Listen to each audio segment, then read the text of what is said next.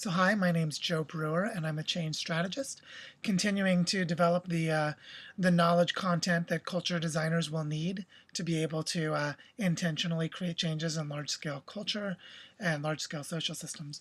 I want to review another book that was really helpful for me, and that is this one, Made to Stick: Why Some Ideas Survive and Others Die by Chip and Dan Heath.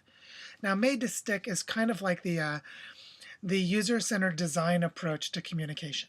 Because what this book does is it breaks down for you how ideas will spread from one person to another and what the psychological properties are of those ideas, what makes an idea sticky, and why those ideas are so difficult to get rid of once they're out in a society.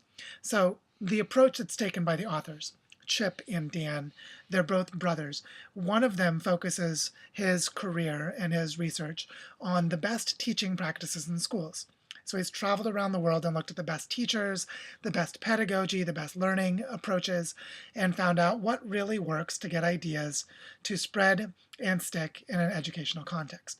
Now, the other studies urban legends and how fake stories or stories that are not true can arise within a social context and then spread around and be really difficult to get rid of.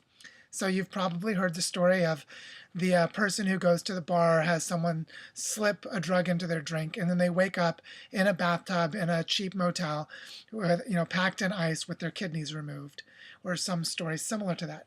We've all heard stories like this. Many of us have told stories like this.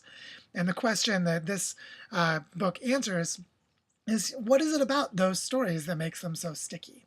So one thing that I really love about Made to Stick is that it breaks down for you what the features are of ideas. So what makes them memorable, what makes them emotionally engaging, what makes them novel and unique and interesting, what makes them socially relevant and desirable to share.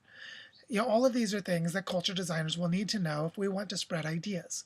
So if you work in marketing or communications, public relations, or just some grassroots community group that's trying to get your idea out there to stick in other people's minds and to spread and shape the conversation, then you're definitely going to want to read Made to Stick by Chip and Dan Heath. It's one of the more readable books. It's very accessible. It's lively and fun, full of lots of great examples. And more importantly, it gives you the practical guidelines for how to create ideas that survive and thrive. An absolutely essential thing for culture designers.